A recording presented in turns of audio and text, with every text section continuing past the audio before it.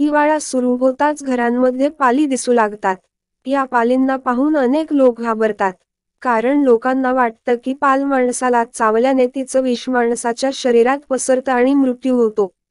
पाली घरभर फिरत असतात. कधी कधी त्या अंगावर पडतात. जेवण किंवा पाणी नीट झाकलं नसेल तर या पाली त्या भांड्यातही पडतात.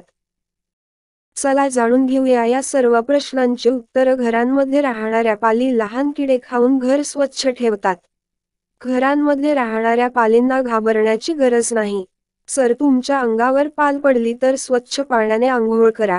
कारण पालीच्या त्वचेमध्ये काही बॅक्टेरिया असतात, ज्यामुळे तुम्हाला त्रास होऊ शकतो. अशा परिस्थितीत आंघोळ करणं योग्य आहे. संपूर्ण जगात फक्त 2 पाली आहेत ज्या अत्यंत विषारी आहेत आणि ज्या चावल्यास माणसाचा मृत्यू होऊ शकतो.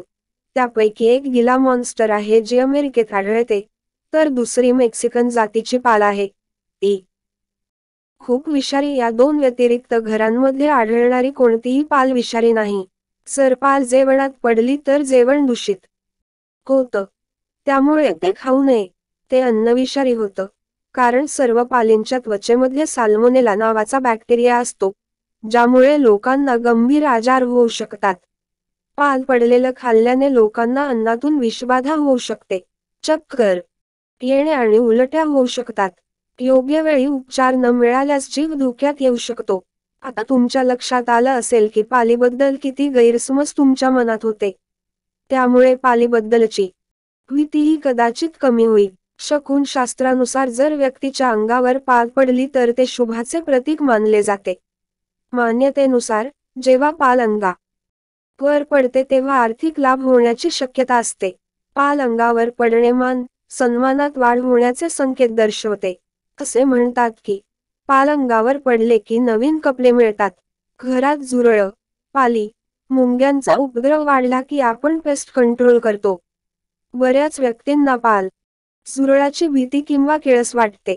पण खरं तर घरात पाल येणं ही खूप सामान्य गोष्ट आहे.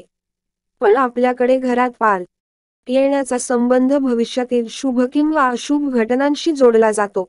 घरात पाल येणं हे विशिष्ट गोष्टींचे संकेत मानले जातात.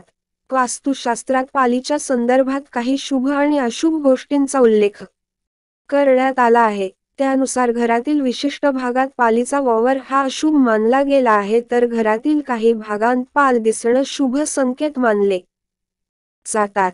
घरातील पालीच्या वावराबाबतच्या शुभ आणि अशुभ संकेताविषयी सविस्तर जाणून घेऊया. घरात पाल दिसणं ही सामान्य गोष्ट आहे, पण पालीचे संकेत नक्कीच सामान्य नसतात. पालीचं घरात येणं, एखाद्या विशिष्ट जागी पाल दिसणं किंवा पाल वारंवार पडणे हे विशेष संकेत मानले जातात.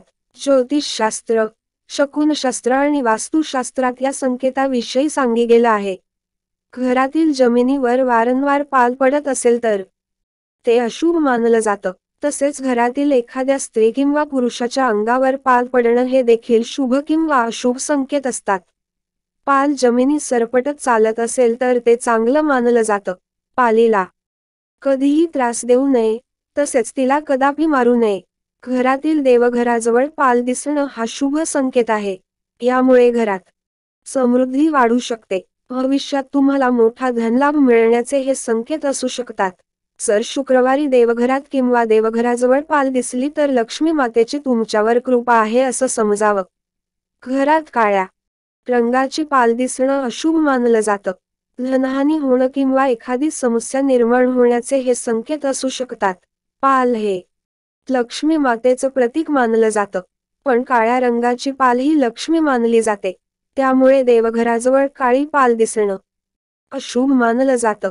घरात एका वेळी 2 पाली दिसणं सामान्य आहे, पण 2 पाली आपापसात भांडताना दिसल्या तर तो अशुभ संकेत मानला जातो. पालींची भांडणं पाहणं हे घरात आजारपण सुरू होण्याचे संकेत आहेत. याचा अर्थ घरातील एखादा सदस्य आजारी पडू शकतो. अशाच नवीन माहिती साठी चॅनलला सबस्क्राईब करा. स्वामी समर्थ भक्ती.